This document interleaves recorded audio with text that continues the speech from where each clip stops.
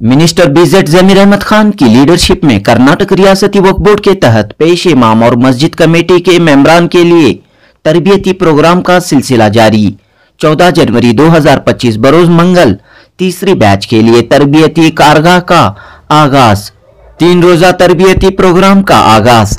तरबियती programme के पहले दिन वजीफे याब KAS ऑफिसर एजाज अहमद और मशहूर एडवोकेट अकमल रिजवी ने वक्फ और कानूनी पहलुओं पर तवील गुफ्तगू की। वक्फ किसे कहते हैं, वक्फ बोर्ड किसे कहते हैं, वक्फ जायदादों की हिफाजत व तरक्की के लिए क्या क्या कदम उठाए जा सकते हैं, मस्जिद कमेटियों की क्या जिम्मेदारी होनी चाहिए, मस्जिद को मरकज बनाकर क्या क्या फलाही समाजी काम अंजाम दिए जा सकते हैं। इस तरह मुख्तलिफ उमूर पर माहिरीन ने कारगाह में शामिल अफराद को जानकारी फराहम की। तकरीबन 150 पेश इमाम और मस्जिद कमेटी के अरकान ने इस कारगाह में हिस्सा लिया। अहम बात ये रही कि कई छोटे शहरों और गांवों की मसाजिद के जिम्मेदारान भी यहां आए हुए थे। कई लोगों ने ये बात बताई कि उन्हें वक्फ के सिलसिले में किसी भी तरह की जानकारी नहीं थी। वक्फ और वक्फ बोर्ड में क्या फर्क है इसका पता नहीं था। तो दोस्तों, इससे आप अंदाजा लगा सकते हैं कि मस्जिद के जिम्मेदारान ही अगर वक्फ से वाकिफ नहीं हो तो आम लोगों का क्या हाल होगा। बहरहाल देर आयत दुरुस्त आयत वजीर अक़लियती बहबूद वक्फ और हाउसिंग BZ जमीर अहमद खान की सरपरस्ती में कर्नाटक रियासती वक्फ बोर्ड ने पहले मरहले में तकरीबन 200 मसाजिद के 2000 से ज़ायद पेश इमाम और मुतवल्लियों मस्जिद कमेटी के मेंबरान को तरबियत फराहम करने का सिलसिला शुरू किया है। हर बैच को 3 दिनों की तरबियत बेंगलुरु के हज भवन में क़याम व ताम के साथ फराहम की जा रही है। All India Muslim development council के इश्तराक से कर्नाटक वक्फ बोर्ड ने ये अहम कदम उठाया है।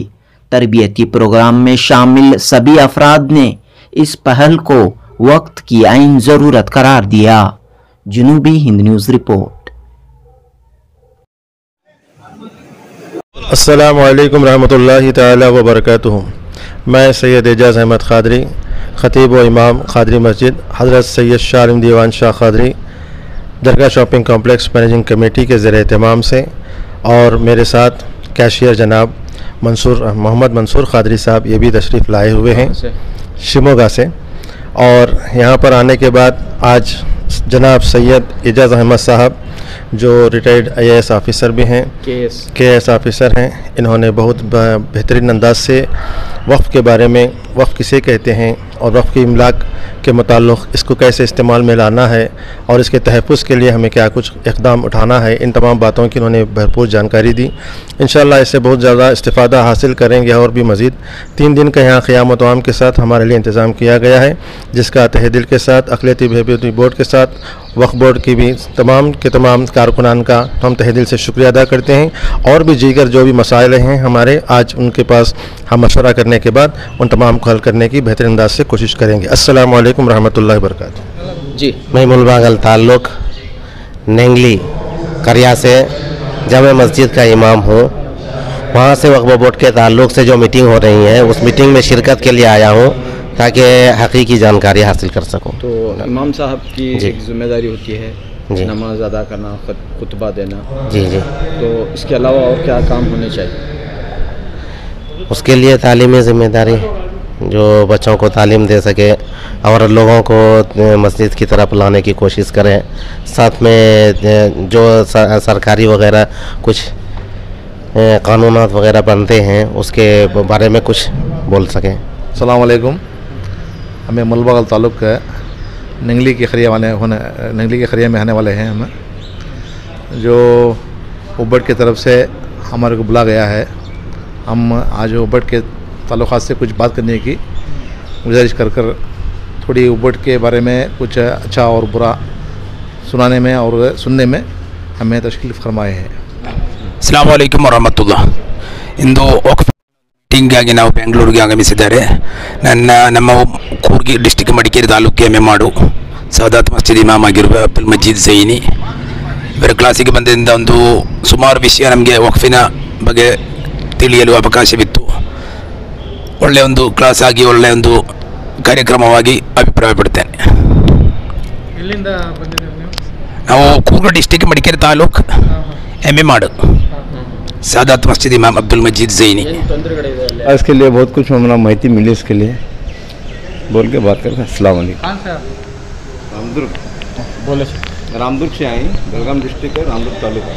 वो तो ठीक है, लेकिन जो आज जो हमारे वक्फ बोर्ड के ऑफिसर थे एजाज़ अहमद साहब, जो अवाम को, जो कौम को मालूमात नहीं थी, आज वो कौम को आगाह किया. ये बहुत बड़ी हमना उम्मीद है, बहुत बड़ी खुशी हुई. और हम भी ये चाहते हैं कि हमारे एजाज़ भाई को हमारे इलाके के अंदर ले जाके लोगों को समझाना, एक एक फंक्शन करके उनको इनवाइट करके उनको ये करना है कि दूसरे लोगों को भी पहुंचाना चाहिए. कहाँ से आप आए? मैं डांडेले से आया हूँ, डांडेले से आया हूँ. और वो तो उम्मीद है कि आगे चलकर ये काम अच्छा होगा, और अल्लाह से भी हमारी उम्मीद है कि हम अच्छे से अच्छे लोग काम करेंगे. ನಾನು ಕೊಡಗು ಡಿಸ್ಟಿಕ್ ವಿರಾಜಪೇಟೆ ತಾಲೂಕಿಂದ ಐಮಂಗಲ ಗ್ರಾಮದ ಭದ್ರಾ ಜುಮಾ ಮಸೀದಿಯಿಂದ ಬಂದಿದ್ದೀನಿ. ಅಲ್ಲಿ ಸೆಕ್ರೆಟರಿ ನಾನು. ಇಲ್ಲಿ ಹೇಗೆ ಅನಿಸ್ತಾ ಇದೆ ತಮಗೆ? ನಾನು ಇದೇ ಮೊದಲ ಬಾರಿಗೆ ಇದಕ್ಕೆ ಬಂದಿರೋದು.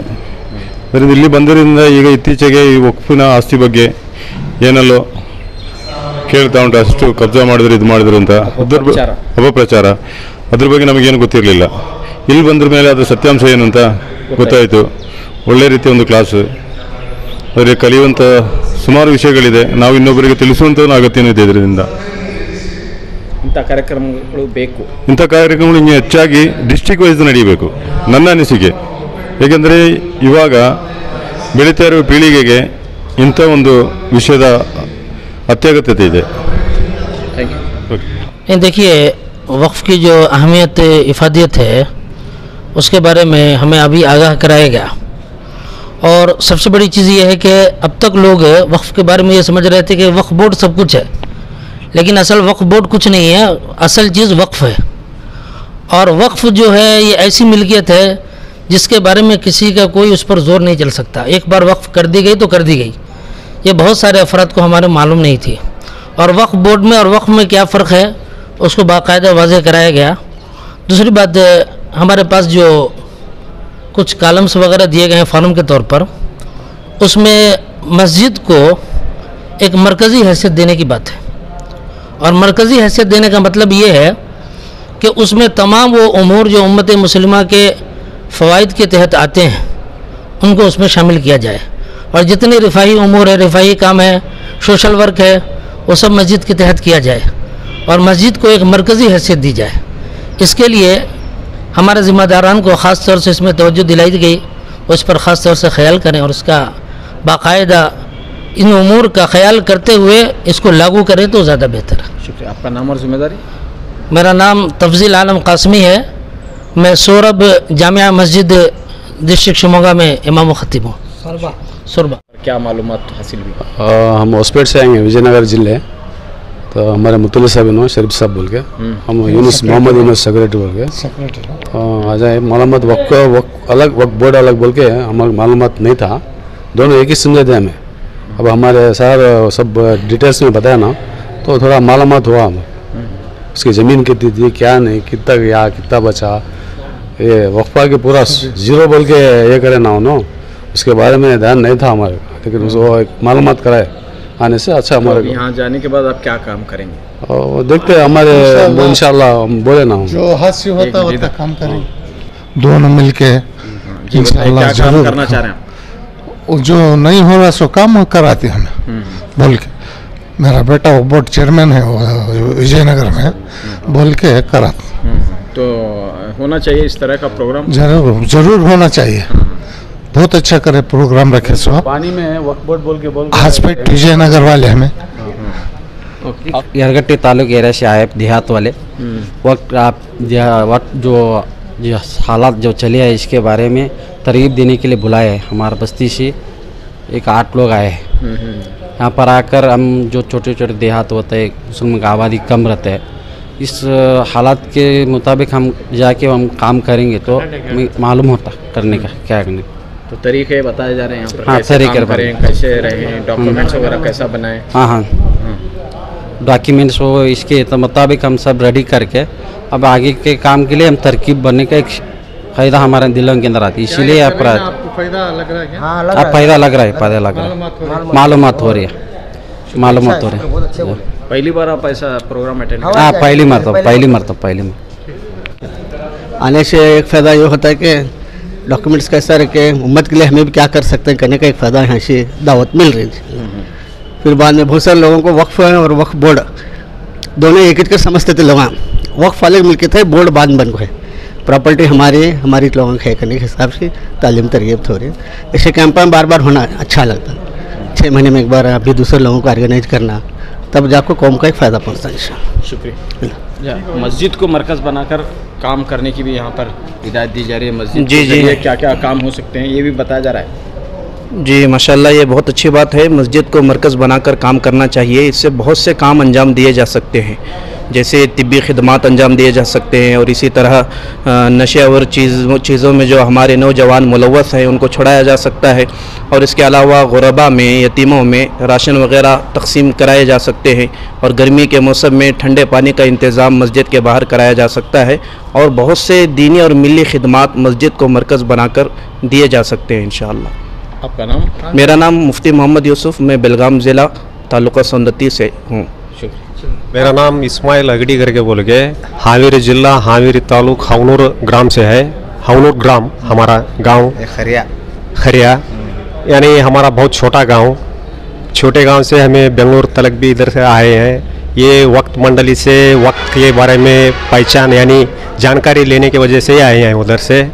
हमारे गांव में छोटा गांव रहा तो भी कम से कम 70-75 एकड़ आस्ती है, वहाँ ज़मीन है। वो जागदार आज तक भी ना तो वो जमात कर रही है, ना तो उसका वक्त मंडली चला रही है। वो क्या भी नई जानकारी था हमारे को। हमारे गांव के अंदर अभी कम से कम हमें 1.5 साल से इधर वो जिम्मेदारी से हमें जमात में एक सदर बनाए हैं। हमारे को ये सदर बनाए हैं। हमारी एक टीम है पूरी भी जमात से। ये पूरा भी ऐसा सलाह हम भी लेंगे देखेंगे करके बोल के इधर आए हैं। हमारे को भी बहुत अच्छा से पकड़े गया है। ये तो अभी ऑल ओवर कर्नाटक के अंदर, अभी कर्नाटक में बेंगलोर में चल रहा है। हम तो मांगते हैं तालुक से भी ऐसा ये कार्रवाई चलना मांगते हैं हमें। ये जो कार्रवाई ये तालुक से बटेंगी तो वो गांव के तरफ भी चलते रहती है। मालूमात होती है, मालूमात होती है। मालूमात होने से क्या होता है बोले तो आदमी सभी का साथ देता है।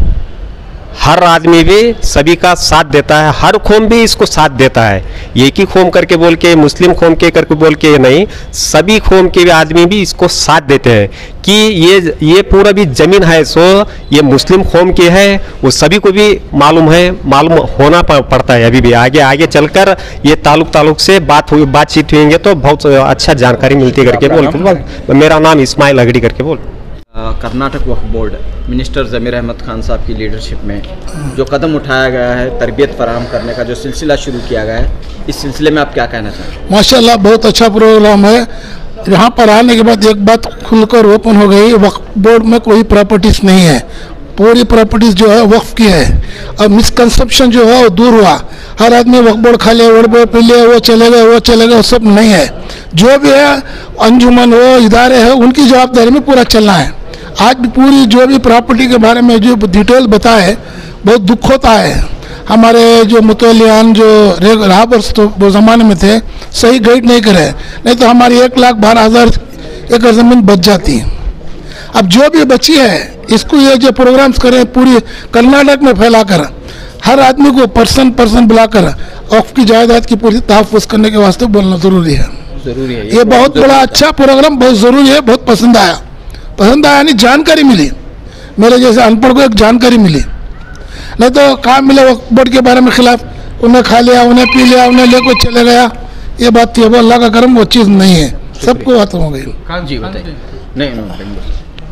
जी माशाल्लाह अल्हम्दुलिल्लाह, पहली नशिस्त हुई आज, इफ्तिताही नशिस्त थी आज के प्रोग्राम की। वक्फ बोर्ड के ताल्लुक से और ज़मीनी औक़ाफ़ का जो हमारा मसला है, एक मैं आपको बात वजाहत कर दूं कि मैं कालिम हूं, लेकिन वक्फ के ताल्लुक से इतनी गहराई अभी और इतनी डीप स्टडी नहीं थी जितना एक रहबरी, एक गाइडलाइंस हमको इस आज के इस प्रोग्राम से और पहले ही नशिस्त से मिली कि वक्फ के ताल्लुक से हम मुसलमानों को बहुत डीप स्टडी करना है, इसके ताल्लुक से इंफॉर्मेशन उम्मत तक सही पहुंचाना है। जो भी वक्फ के ताल्लुक से बाहर बात कर रहे हैं या बोल रहे हैं, इंफॉर्मेशन ले रहे हैं, दे रहे हैं, गलत सलत हो रहा है या जो है मिसअंडरस्टैंडिंग कर ले रहे हैं। ये प्रोग्राम से हमें एक जो है रहबरी मिल रही है कि वक्फ और इसका पूरा जो इन्फॉर्मेशन है, उसका डेटा है, ये हमको सही तरीके से इसका जो है जमा करना है और उम्मत तक सही इसको पहुंचाना है। एक हमें आज की जो है इस प्रोग्राम से और पहली नशिस्तें मिली और इसके बाद भी मुख्तलिफ नशिस्तें हैं और उम्मीद है इंशाल्लाह पहली नशिस्त से ज़्यादा भी बाद की नशिस्तें अच्छी रहेंगी इंशाल्लाह। कहाँ से आप आए हैं? हमें बेलगाम से आए हैं, बेलगाम सौंदत्य ताल्लुका मनवल्ली। मालिक है, कौन मालिक है? वक्फ मालिक है, वक्फ बोर्ड मालिक नहीं है, वक्फ मालिक है। तो अब वक्फ बोर्ड ना वो 1 इंच जमीन का मालिक है, ना 1 गुंटा जमीन का मालिक है। जिस बोर्ड के अंदर जायदाद ही नहीं है तो उस बोर्ड में घपला कहां है? जिस बोर्ड 1 साइट का मालिक नहीं है तो उस बोर्ड के अंदर रिश्वत का सवाल कहां है? उस जगह में अगर कोई लफड़ा है, घूस है, रिश्वत है, 200 करोड़ की प्रॉपर्टी बेच डाले, मालिक की जिन्हें प्रॉपर्टी क्या खाक बेचेंगे वक्त तो फिर है कौन? आप जो यहां बैठे हैं नहीं, आप उसके मालिक हैं, वक्फ बोर्ड मालिक नहीं। माड़दमा होदा इनकी दमा सिक्का करया साला गया, जहां क्या साला मिले पैसा खिस्सा। गलती करती सो हमें, बदनाम होता सो वक्फ बोर्ड। मड़गी को एक को निकाल को दूसरे को डालती, 5 लाख रुपए पगड़ी मारती, मुतवल्ली भी कमेटी मारती सो वक्फ बोर्ड नहीं। दुकान किराए को देती सो मुतवल्ली साहब, नहीं तो प्रेसिडेंट, नहीं तो सेक्रेटरी, अपने भाई को देती, दोस्त को देती, बदनाम होता सो वक्फ बोर्ड। खसई की दुकान को अगर मुतवल्ली साहब किराए को दिए तो वारन को 1 केजी गोश्त मुतवल्ली के घर को आता, बदनाम होता सो वक्फ बोर्ड। मेरा मुतवल्ली को जाता है, जिस गांव से मैं हूं, मेरे गांव के अंदर वो खसई मेराज क्लासमेट यार है, दुकान मारदा रहना मस्जिद की रद कहां है साहेब, महीने 12 को 1 केजी गोश्त मुतवल्ली भेजे। तो वक्फ बोले तो क्या? वक्फ बोर्ड किसी चीज का मालिक नहीं है, ये मालूम हो गया आपको। तो फिर वक्फ बोले तो क्या?